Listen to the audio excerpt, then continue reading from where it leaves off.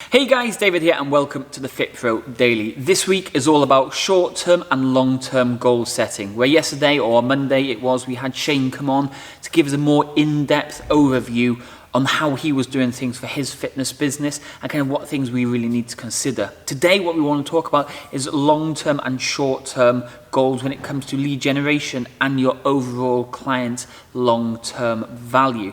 So before we do jump into that training, if you're brand new to the channel or if you haven't already subscribed, make sure you do click that big red button below. That means you can subscribe to the channel and never miss any of these other episodes that we've had on recently.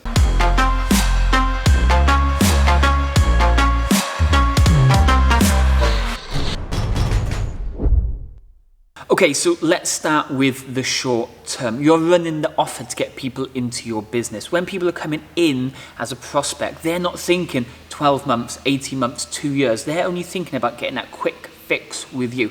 That's why we have something called a front end offer. It's an offer to get people into the doors. And you see it all the time from major companies where they're going to say, we'll give you 6 months half price. Then it moves into full price after the 6 months. The 6 months half price is the aim to get you in, so then they can secure you onto the long-term stuff. So for the short term here at DK9 Fitness, we do 6 weeks. Everyone that comes in jumps onto 6 weeks, so that's our short term. And then our long term then is how long we can keep them on the program for. So for us, anything between 12 and 16 months is what our average lifetime value of a client is.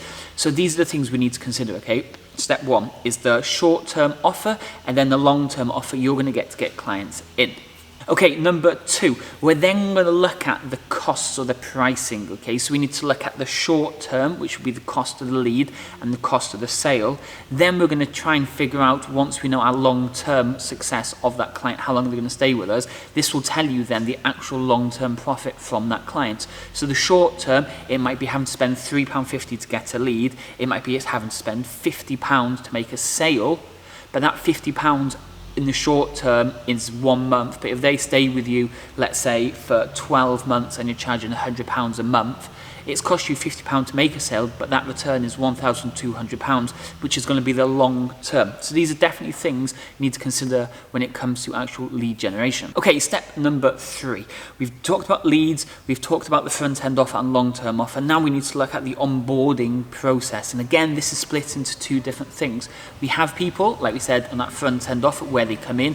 What is the onboarding process, the short term for these clients when they join?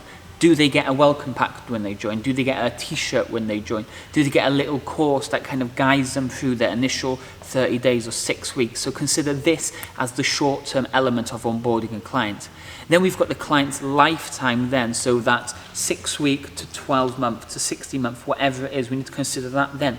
Do they have something that gets set every month? They get a new task every month. They get a new gym challenge every month. There's maybe a new t-shirt every couple of months. Try and think of ways that you can program into their long-term success, additional things, additional tasks, additional challenges to really keep them focused and on board. So you have the short-term onboarding and then you have the long-term client itself. Okay, and the final thing we want to talk about is actual spending. So we've talked about spending on ads to generate leads, or if you're doing any sort of advertising. We've talked about programs, we've talked about length of clients. The final thing I kind of want to talk about is actual spending itself. So when you're running a gym like we've got here, something we figure on most of all is trying to buy multi-purpose equipment.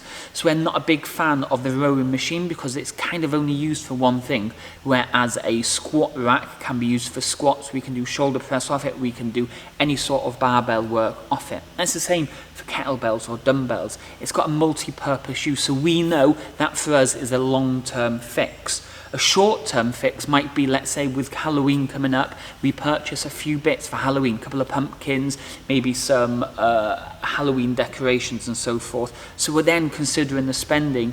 Is it worth spending a lot of money for this short-term event that we're doing? Or is it better spending less on that, purchasing the more expensive things that is in turn going to last for a much longer period in time? So when it comes to spending, that's definitely something you need to consider as well. And the final thing with spending, and this is a long-term thing, is make sure you're saving for your tax, for your VAT, and for any other issues that might pop up in the long term too.